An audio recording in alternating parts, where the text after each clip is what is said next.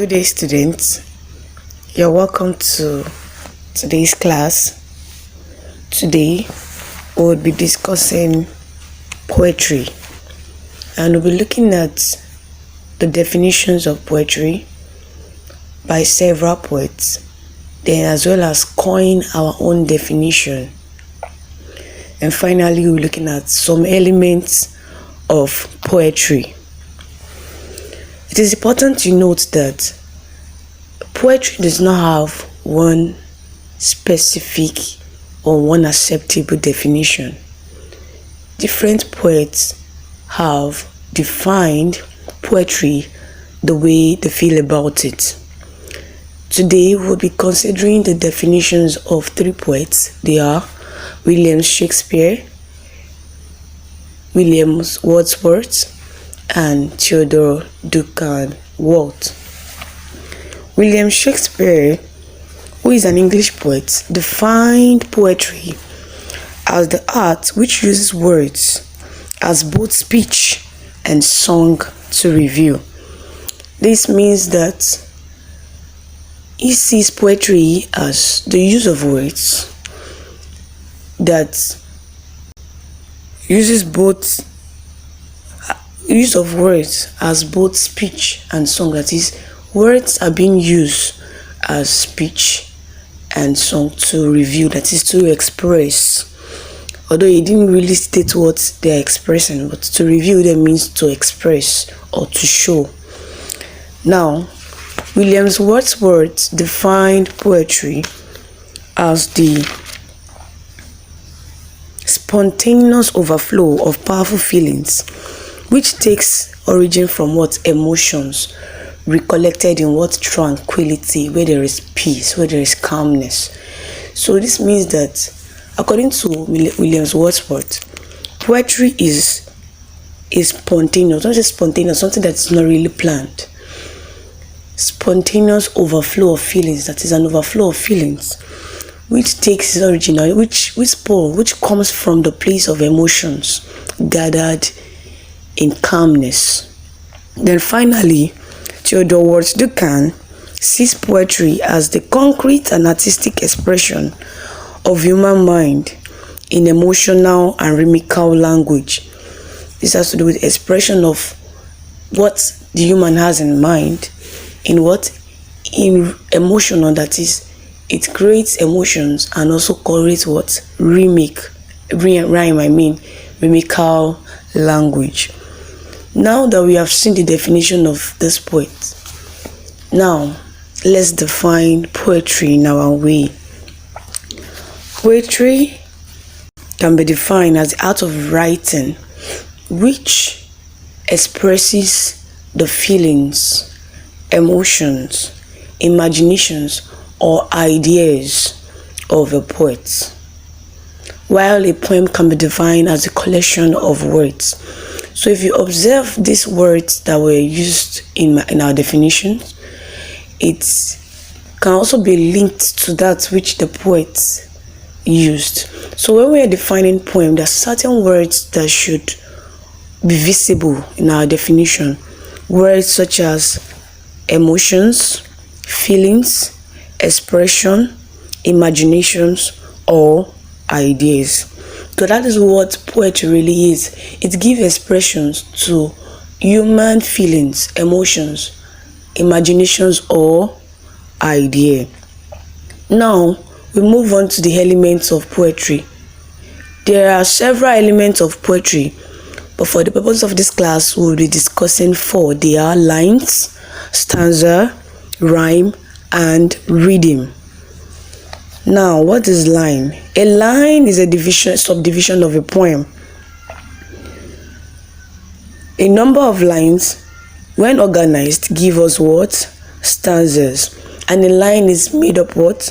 Of words. So we can say a line is a collection of words. Collection of words in a poem. Now, moving on to the second element, which is stanza. Now, discussing about stanza. A stanza is a group of lines in a poem. That is, the collection of lines gives us what? stanzas, and these stanzas are usually separated by a blank space, and this shows that each stanza has separate and distinct ideas.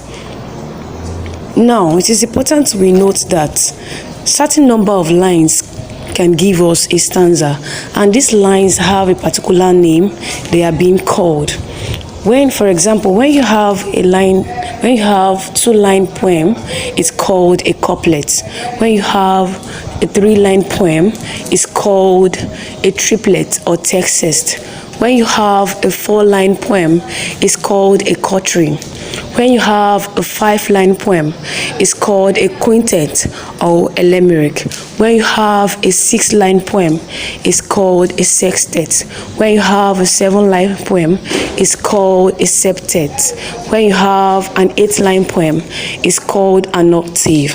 Now we can see that when we have several lines of poem, the number of lines determines what is being called. Now here you see that we have three-line poem. Such kind of poem can be called what? A triplet or textest, if you are following. And now here you have four-line poem. This four-line poem can be called a quatrain. When you have a five-line poem, it can also be called a quintet or a limerick. Now moving on to rhyme. Rhyme is the repetition of sound, same sound, in words.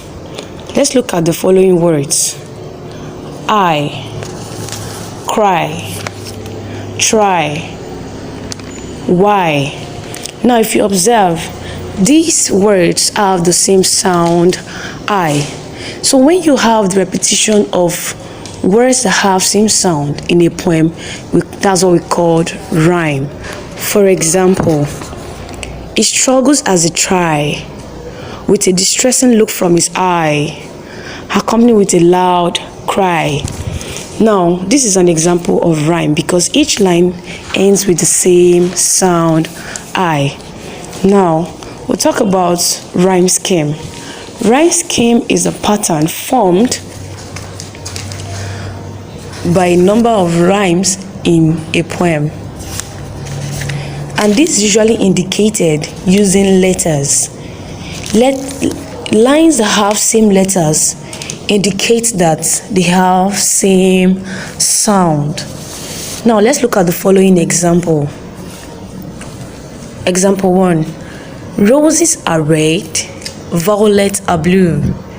I am out of my head with thinking of you. Now if you observe the first line, roses are red. The last word there, red, has the sound ed.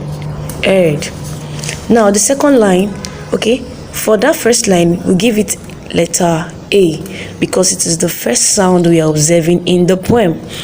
Now second line reads, violets are blue. Now here we have the sound ooh, which sounds differently from the first line. Now because it's a different sound from the first one, we give it letter B. Now move on to the third line. I am out of my head. Now if you observe the sound in head, it's similar with the first line, which we have red. Now seeing that this line 1 and line 3 have same sound, it means that we have same letters. So here we have what? The letter A. Now the last line goes thus: we're thinking of you, ooh. If you observe also, these have the same sound with line 2, the word blue, ooh. So this line takes the letter B. So here we have the rhyme scheme AB. Now let's look at another example. My mother. We have the first line here. Who sat and watched my infant head? The line ends with the word head, with the sound head. Now here we give it what? Letter A. Next line we have, when sleeping on my cradle bed. Now if you observe the sound in bed and head are same. Now this line takes which letter? Letter A, because it sounds like the first line. So we go on with letter A. Then the third line reads, and tears of sweet affection shared. Now these have same sound with the previous lines. So these also take the letter A. Then the last line, my mother. Now this mother here has a different sound. Now we can have the letter B. So the rhyme scheme in this stanza of the poem is A-A-A-B. About rhythm. Rhythm is also a special element in poetry. Rhythm is the repetition of stressed and unstressed syllable in the line of a poem. And it's important you note that stressed syllables are syllables that are pronounced louder than the other syllables, and they are pronounced with much strength. Now let's look at examples of rhythm in the poem Twinkle, Twinkle, Little Star. Now here we have Twinkle, Twinkle, Little Star. Now the words in the capital letters are where we have the stress. So you observe that that part of the word is pronounced loudly than the other part. Now let's go. Twinkle, twinkle, little star. Now, how I wonder what you are. Up above the world so high, like a diamond in the sky. Now if you observe that the stressed and unstressed syllables in the following lines of the poem brings about what? Rhythm, a kind of beat, if you actually followed up. So that's what rhythm is all about. Hope you enjoyed today's class. See you in the next class. Bye.